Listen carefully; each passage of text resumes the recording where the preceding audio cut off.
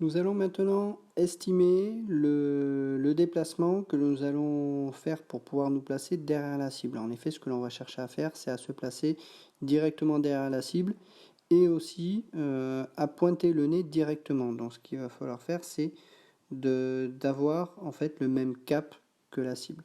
Si on regarde ici, l'avion donc est sur un cap 120. Donc idéalement, il faudrait essayer de finir sur cette ligne-là, de façon à être avec un angle of tail de 0, et en même temps d'avoir un angle of nose de 0 si on finit au même cap. Voilà. Donc ce que l'on observe ici, c'est que idéalement l'hexagone 0,614 serait une bonne solution. Maintenant, est-ce qu'on peut l'atteindre? On a vu dans les déplacements, on a droit à 10 ticks. 10 ticks en fonction de la vitesse, ça va représenter 10 flight points, donc 10 hexagones. Donc on peut estimer, si on a 10 hexagones, essayer d'arriver ici. Donc on compte nos hexagones, 1, 2, 3, 4, 5, 6, 7, 8, 9 et 10. Idéalement, on a la possibilité de pouvoir arriver directement derrière. Donc il va falloir également effectuer un virage. Pour l'instant, on est vraiment sur une estimation. On va voir comment on va se déplacer. Ce qu'il faut également arriver à visualiser, c'est le déplacement de notre nez. Ce que l'on va vouloir, c'est amener notre nez ici dans le 120, puisqu'on va finir sur un cap 120. Et donc, on va avoir ce déplacement à faire.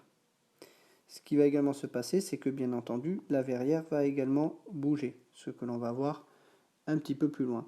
Donc pour l'instant, on va viser cet hexagone 0,614 et de façon à obtenir un bearing 120 et donc d'être au même cap avec un angle of nose de 0. Donc je vais opter pour un premier mouvement, donc un premier déplacement en ligne droite. Pourquoi? Justement pour pouvoir incliner l'avion. On va compter donc un tic pour incliner l'avion. Et ensuite, ce que je vais chercher à faire, c'est à tourner tranquillement de façon à finir le virage ici. Donc on va voir ce que ça donne au niveau des performances du nomographe. Première chose que je vais faire, c'est que je vais déjà aller sur le tableau Speed to FP Table, ici. Et je vais aller chercher la vitesse. Donc notre vitesse elle est de 390. Donc on prend la première vitesse supérieure, 400. Et je vais faire donc un tic pour pouvoir incliner l'avion avant de faire mon virage. Une fois que ça c'est fait, je vais reporter le déplacement et donc le roulis sur la CC ici, dans la partie le PHAD central.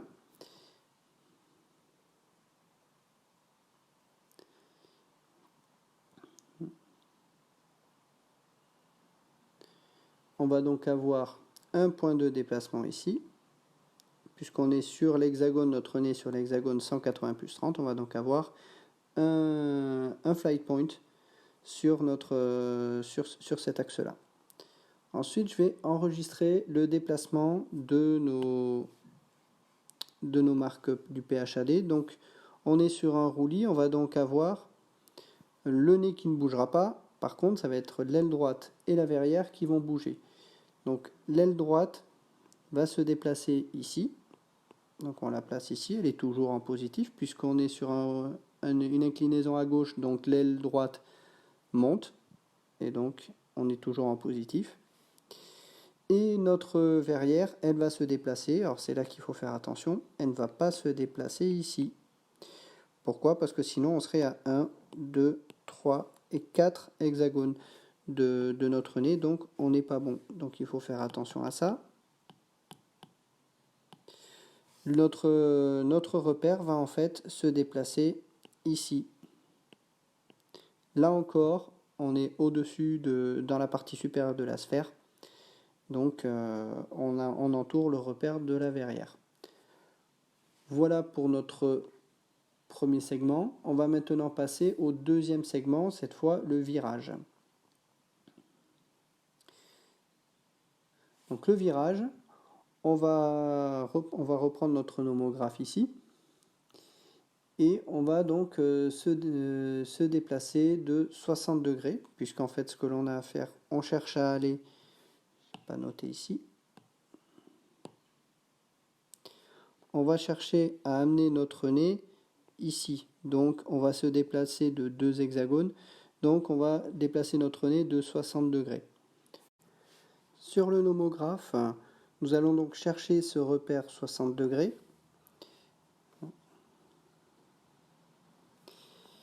Vous avez, sur les turning points, vous avez ici 60 degrés. Alors attention, dans le cas présent, ce n'est pas celui-là qu'il faut prendre. Pourquoi? Parce que notre nez est sur le cercle 30 degrés. Donc, on ne prend pas celui-là. Il faut prendre le 60 degrés sur le cercle 30 degrés, comme c'est noté ici. Voilà. Donc, ce que nous allons d'abord faire, c'est de tracer donc, notre segment duration avec les turning points.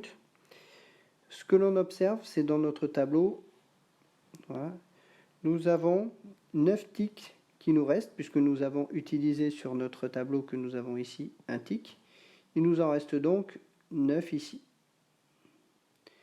Donc, je vais considérer que ce que je veux faire, c'est terminer mon virage en ayant le nez justement pointé sur la cible.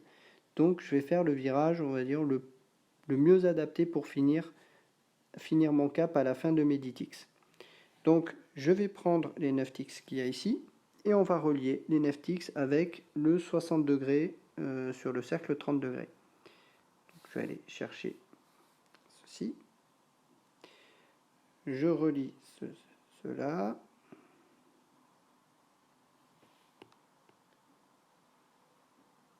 Voilà. On obtient donc notre T-mark, qui est ici. Et on va maintenant relier notre vitesse avec la T-mark. Donc on a une vitesse de 390. Donc je relie 390 avec notre T-mark ici.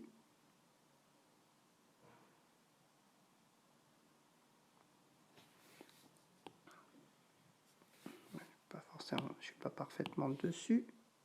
Je cale un tout petit peu.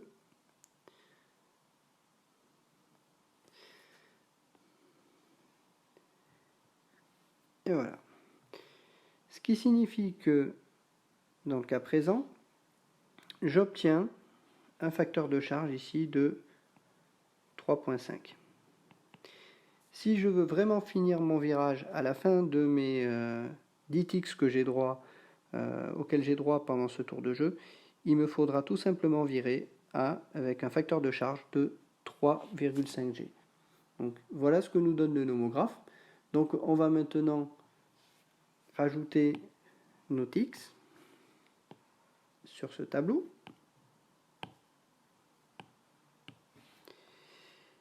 Donc j'ai pris 9 ticks, donc je fais donc 1 tick plus 9, ça m'amène à 10. Je vais jusqu'ici, ça nous donne 10 flight points.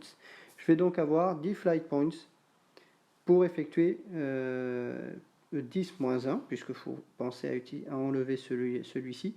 On aura donc 9 flight points. Je vais donc revenir maintenant ici, et je vais noter le déplacement.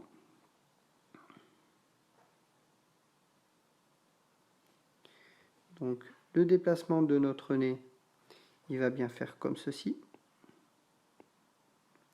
Il est bien entouré, mon nez, puisqu'il est au-dessus de l'horizon. Et donc, sur le PHAD de mouvement que l'on a ici, je vais donc prendre la moitié de ce déplacement, va être sur le 150 plus 30. Je vais donc mettre les 9 flight points ici, que j'entoure. Donc comme on voit, ça ne représente pas de difficulté particulière. Alors ce que je peux également noter, c'est de rapprocher également le 9. Je peux le mettre également collé ici. Mais ça n'a pas trop... Voilà, ici le milieu est vraiment sur le 150 plus 30. Donc je vais rester comme ceci au niveau des déplacements. On a déplacé justement notre nez.